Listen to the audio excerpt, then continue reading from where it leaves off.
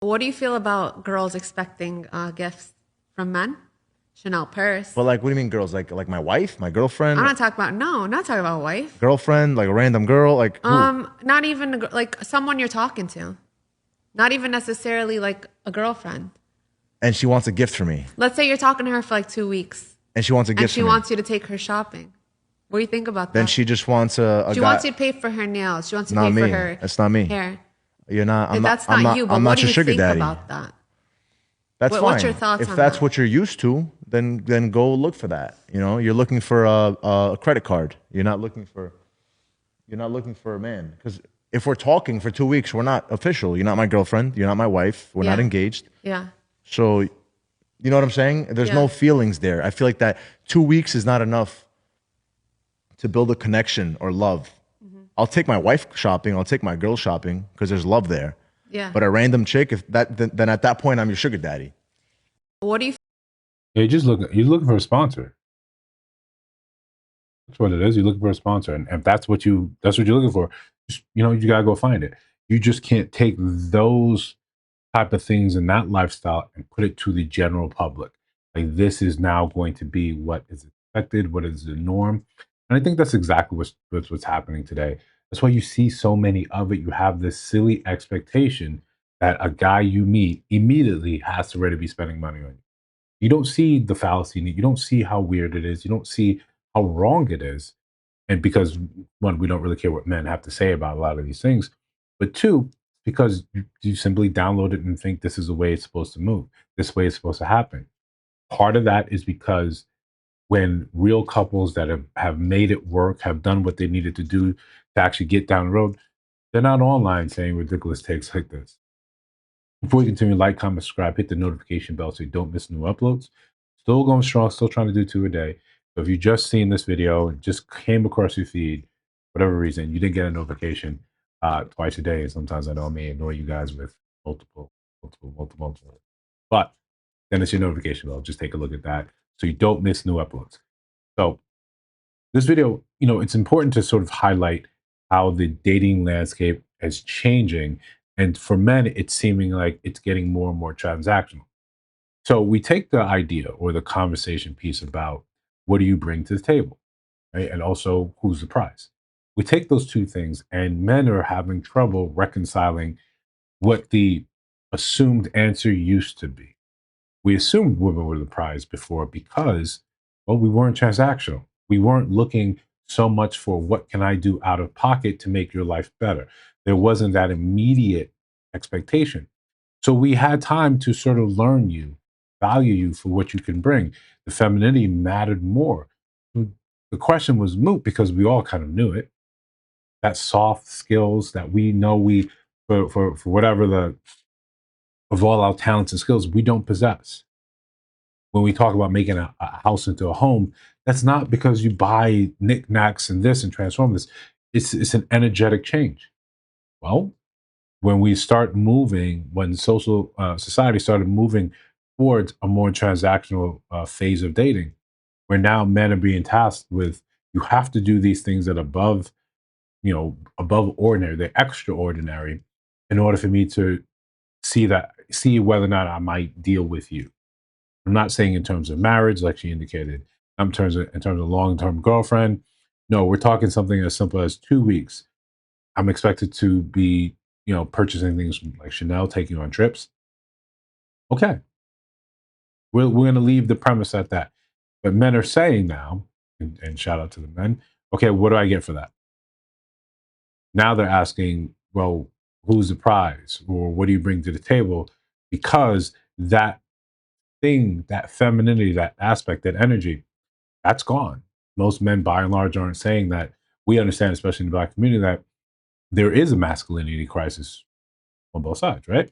Where men are less masculine and feel like women are too masculine. So they're saying, well, okay, where's the femininity? Where is that? I'll reward that. I'll be happy to subsidize that if that's what it takes.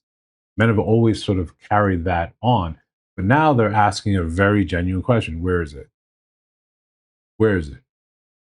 We're fine, as she indicated, we're fine asking these things of men. asking them to do more, provide more, and what again, what is extraordinary, buying you things that are essentially unearned. You want me to trick on you. You want a sugar daddy. You want me to simply spend because you exist. There are rooms and parts of society that are available to that men continually engage in that behavior. You can go and find that. You can go and get what you want out of that. But again, transforming that or transferring that from over there to the mainstream, that's not something men in mass are signing up for. They're looking and saying that sounds ridiculous, especially now where men are being more and more comfortable finding their voice, despite the rhetoric of them being sassy or them who's going to be the boys. That men used to go and do this. No, they're communicating with you in the way that you've always wanted, but you never expected it would sound like this. It sounds like no. It sounds like you've lost your mind if you expect me to do these things after I don't really know you. While I know you're doing this with five other dudes, five other people. And the justification is sometimes more heinous to me than the initial reasoning. Like someone in the comments said, "Well, you like girls with nails done that someone else is paying for, and when she decides to give you all attention to you, you cannot pay for what makes her attractive to you. So technically, she has to be your girl with a side piece that can do all those things." You already arrived at the conclusion that you want this to be true. You want this to make sense. You say, because I like these things on you, but I don't want to pay. She needs to have a side dude to pay in order for me to still have these things that I like. The simplest thing is that you have to be able to fund your own life. You get to do whatever you want to do with your own life. However extreme or however frugal you want it to be, it's your life. When I meet you, I'm meeting you and your life. Just the same way you don't want men to show you or to keep energy that they can't keep up. Show you a lifestyle that's not really theirs, not really honest, not really true to them.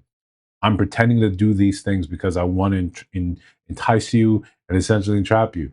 You hate that. Well, do the same. Show me who you are. Don't show me who you purport to be by using some other man's funds. If you like your nails done, great. If you can't afford to have your nails done, then why is your nails continuously done? It just shows poor money management. Um, it shows like intrinsically you don't really value yourself in the way that's important. If you are fine using men to pay for these things, men are not dumb. They understand there's got to be a quid pro quo. So if I'm paying for nails, I'm paying for access to you. I'm not saying the money for the nails buys you, but it pays for access to you. And if you're for sale, then you're not someone I want to really get to know long term. Don't get me wrong. Plenty of men are down for the sale. It's Are those the men that actually end up wanting to be with you? Or after they enjoy themselves with you, they say, I'm fine making that same transaction for someone else. And you're simply on your way out.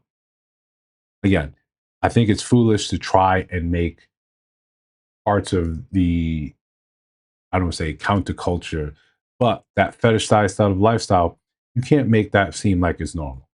It's like assuming we're all now have copious amounts of baby oil because this is what has become popular. This is what you expect. This is what you desire.